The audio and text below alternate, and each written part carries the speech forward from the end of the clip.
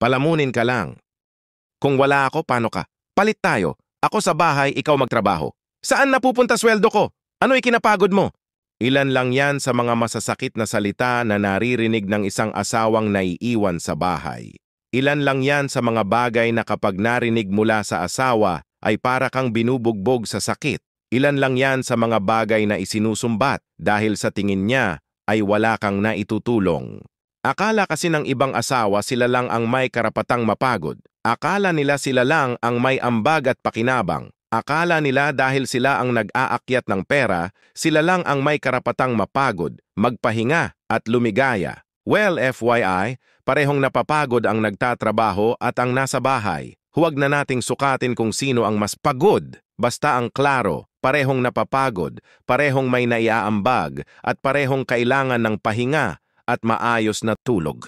Let us remove the thinking na kapag nasa bahay ay walang ginagawa at puro hilata. Tanggalin sana natin sa isip natin na porke nasa bahay hindi napapagod at palamunin lang. That is very wrong. Your spouse is your partner, not your slave. Let this sink into everyone. P.S. To everyone experiencing this, huwag hahayaan na mapanghinaan ng loob dahil sa mga ganyang salita. We should know our worth as a person. Huwag ibabase ang halaga sa sasabihin ng iba. You are wonderfully made and you are doing great. You are loved and you are worth it. Nagustuhan mo ba ang kwento ko? Kung yes, mag-follow ka na sa Noe Fact Stories. Maraming salamat. Oops! Wait! Teka lang. Saglit lang to. Huwag ka muna mag-scroll down.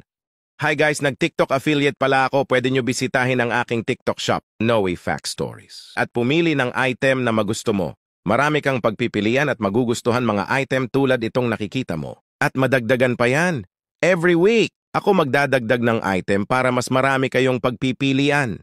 Huwag mo na ako i-messages dumiretso ka na sa TikTok shop ko dahil sang damakmak ang nag-messages at nag-inquire sa akin. So hindi ko kayang sagutin lahat ng tanong nyo, pasensya na. Kung nasubukan mo, para ka lang umo-order ng parcel like Shopee and Lazada, so hindi na bago sa'yo bumili online. Anong hinihintay mo? I-add to cart mo na yan, nasa comment section yung link. Again, nasa comment section yung link. Or mas mabuti dumiretso ka na sa TikTok official account ko. Maraming salamat.